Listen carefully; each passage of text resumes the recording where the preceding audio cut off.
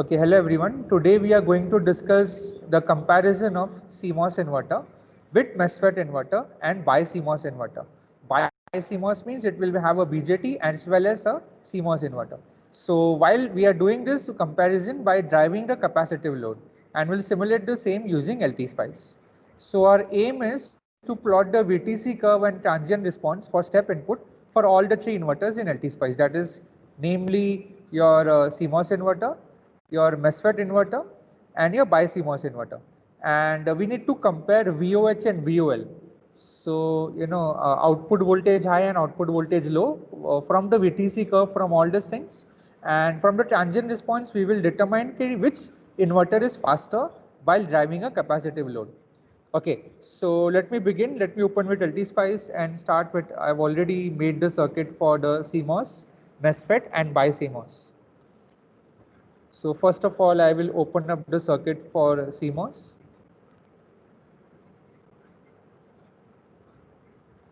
Okay, so this is selected.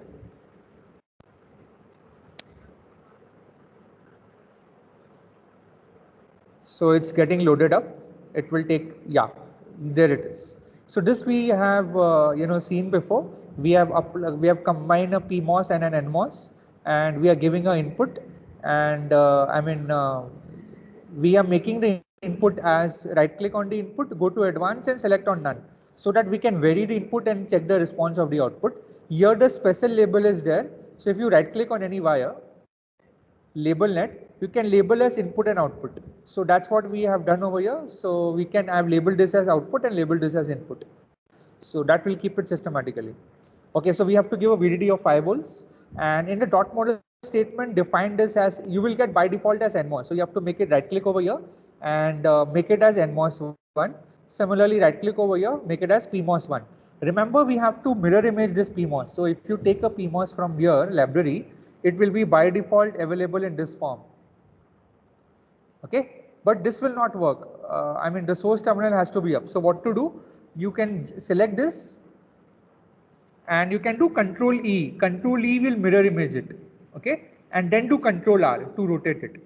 So you have to do it this way, and that you can place it into your schematic screen. Now let me delete that. Yeah. So first of all, for the VTC curve, we are defining the threshold voltage for both the NMOS and PMOS to be, NMOS is 1 volt and PMOS will be minus 1 volt. And now we are varying the Vin from 0 to 5 in the steps of 0.01. Now let us check the output. So you can see the x-axis has already from 0 to 5 in the steps of 0.1, and let us check the output now. Yeah, so this is the output, expected output. So this is my VTC curve. You must be already knowing its features. So how to determine VOH? VOH is basically your, when the output is high. So here is my VOH, it's around 5 volts. And what is my VOL is around 139 nanovolts, so close to 0. So we need to record this value of VOH and VOL for the CMOS inverter. Now let me open up the entire another circuit. So we can do it in here also, but I have already made the another circuit for CMOS speed comparison. So basically it is just the extension. So you can copy the circuit in a new schematic and do the following changes. Okay, so for this what we are doing is same thing. We are just adding a load capacitor here. CL value is 1 microfarad. In the write up it is given as 1. So we will check now. Okay, yeah. So for a CMOS inverter, we have to connect a CL of load capacitance of 1 microfarad, 2 microfarad and 3 microfarad. And at these values of output, we have to measure the delay time. Okay. So now let us go back to the circuit. So what we need to do is, only thing special over here is this Vin. So earlier we have selected none. Now you have to select PWL. Now what does PWL stands for? Piecewise linear. So let's say we want to design our own curve, input curve, which is going from logic high, from logic 1 to logic 0. So that's the way to define it. Click on this and click on additional points.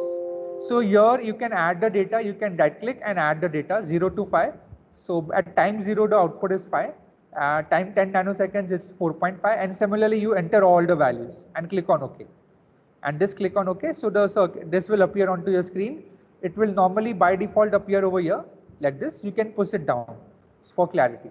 Okay, after adding the output capacitance voltage of 1 microfarad, and now it's the time to give the time period. So go to simulate, edit simulation command. Here go to transient. So stop time you give it as 100 millisecond. This you can give it as 0 and 2 time, maximum time step and all that. So click on OK. And right now I will be checking the transient characteristics, that is input and output. So I'll directly check the first I will so it's running actually, it was taking some time. Yeah, so I can directly check the output over here like this. So you remember the input was changing from input is rapidly changing in nanoseconds, and output is little bit, the circuit is little bit slower, but we need to compare the speeds. So we are checking the time in milliseconds, I mean the x-axis in milliseconds. Now what we need to do is at the specified values, given voltages are there, 4.25, 4.5, 4.7, 4.99, you determine the value of time over here. So I'll right click over here, cursor. So right now I can place it at, let's say, 4.5 nearby. So here it is 4.5. So 4.5 you are getting 40.29 millisecond. So you note it down in the table. Similarly, note down further values and similarly change the capacitor values and note down the corresponding values of time in milliseconds. Fine. Now, if one wants to see the input, I mean the input side, so what you have to change it to nanoseconds, and then you can observe the input. So for observing the input, you need to change from 0 to what you need to do is I'll let you know. So here, na stop time you give it as 600 nanoseconds. So that time you can observe the input only, but at the output you will only observe in milliseconds. So that's how you observe the CMOS inverter speed estimation, and you will fill the data over here for CMOS inverter. Similarly, for VOH and VOL, you will fill the data over here.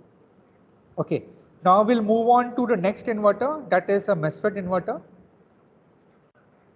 So for MESFET in VTC curve, what you need to do is you need to build up the circuit. Okay, I will save it. Yeah. So for MESFET, what you need to do is you need to go to the library and type there MESFET. Okay. So it is a gallium arsenide MESFET transistor. I hope that you all know for CMOS inverter, when we use an NMOS or a PMOS, the substrate is made up of silicon material. In case of MESFET, it is made up of gallium arsenide, compound semiconductor.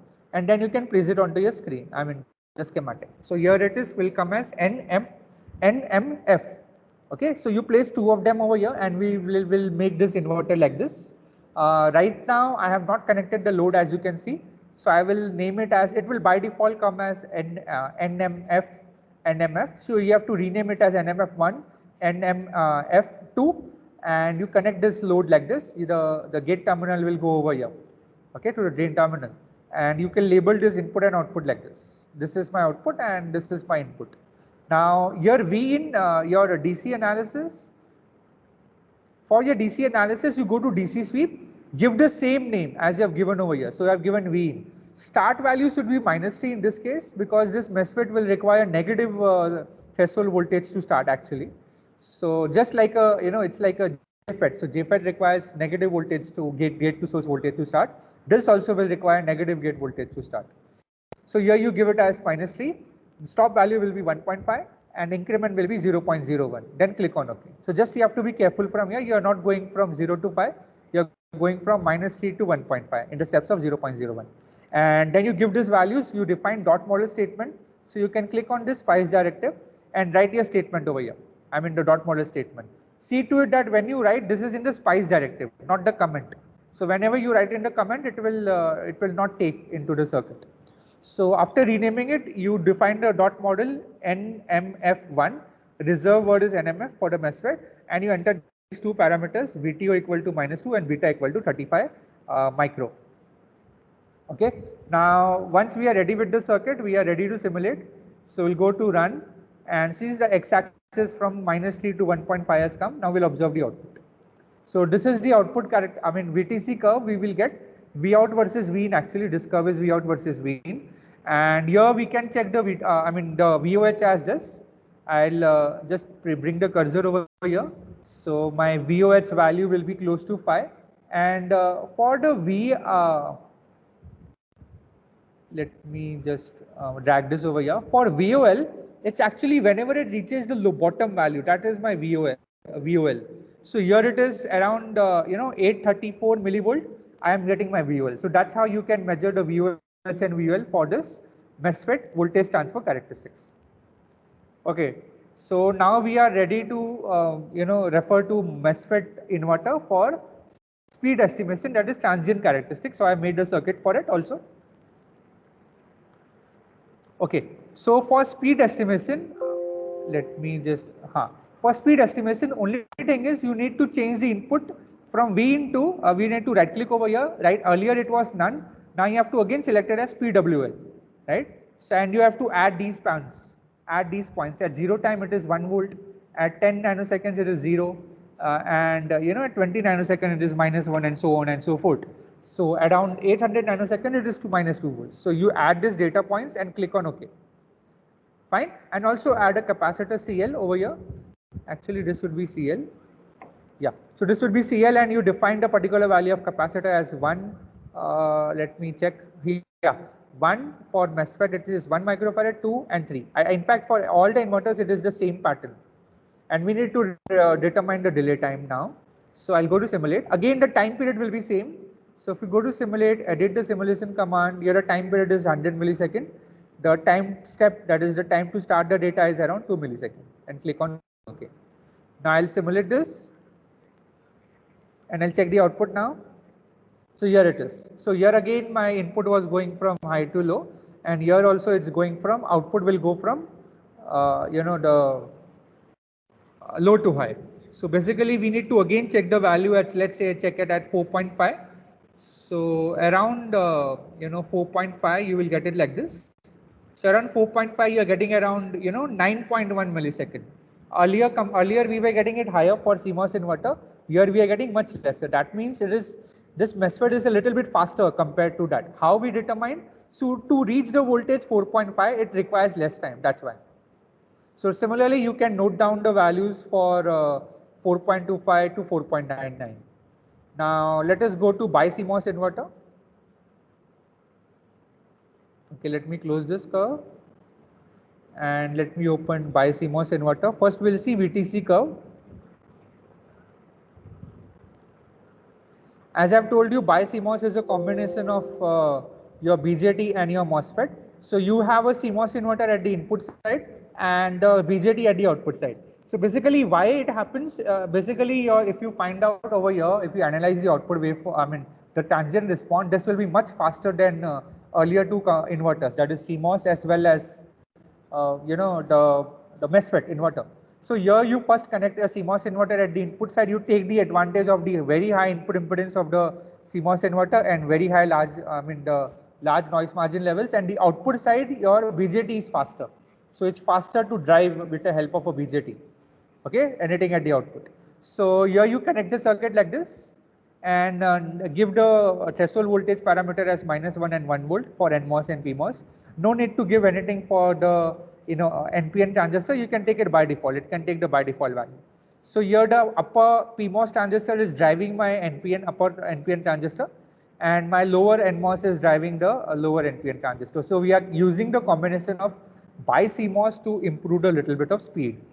So let's check the VTC curve. So everything is ready. You have labeled the input and output node correctly. So here if you see carefully, this is my input type port and this is my output type port. Okay, now I will go to simulate, click on run and observe the output characteristics. Sorry, the VTC curve.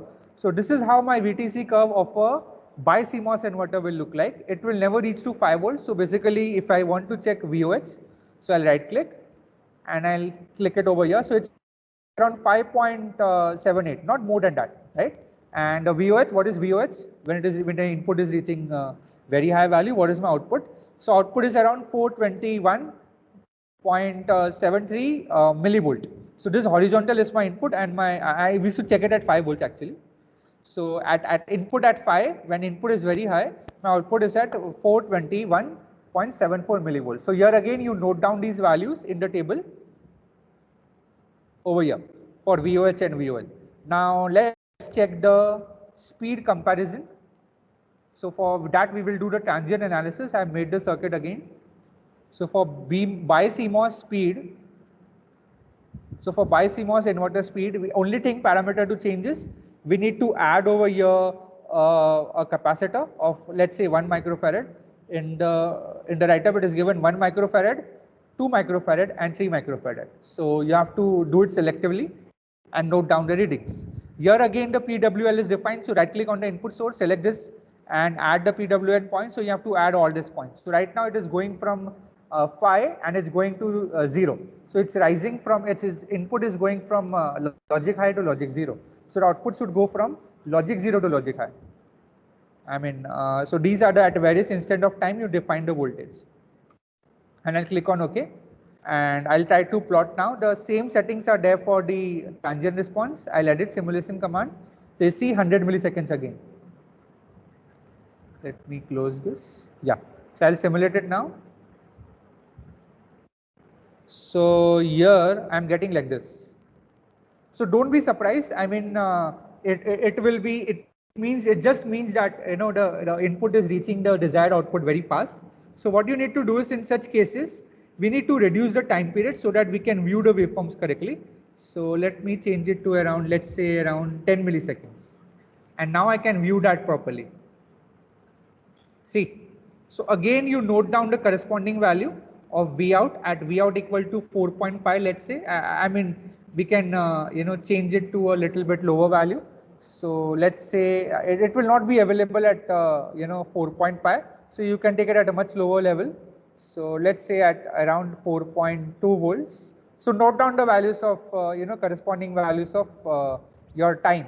So time will be around 7 microseconds. As you can see, it's much faster. Much faster as compared to earlier.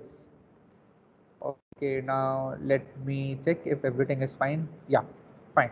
So this is the way we can check. So we can change this capacitor value to 2 microseconds, 2 microfarad, sorry, 3 microfarad, and again check the output response. So here it is. So you will see in this case my output is reaching a max of around you know, 4.3 something. So it's fine, it's not a problem. You need to determine these values at various places over here. Okay, so that's how you complete the estimate the time period, and you can note down the values over here. So you see for BiCMOS, actually the values has to be changed a little. So basically I will let you know the values which we need to take. So for BiCMOS, we can take a little bit lower values. So let's say here we are getting it around, you know, after 4 point something. So maybe you can compare it around 4 volts or something, 4.25, and we can change this table from 4.25, and I know we cannot check the higher values because the output is only reaching that much. Fine. So this is how we can you know, compare the various speed of the inverter. So after you have done that, you need to write this, fill this table out. And for the waveform to be submitted, you need to plot the VTC curve of each inverter and the output plot with only one value of CL. So there will be only one plot for each inverter for the transient response. So that's it for this lab, and you can start your lab now.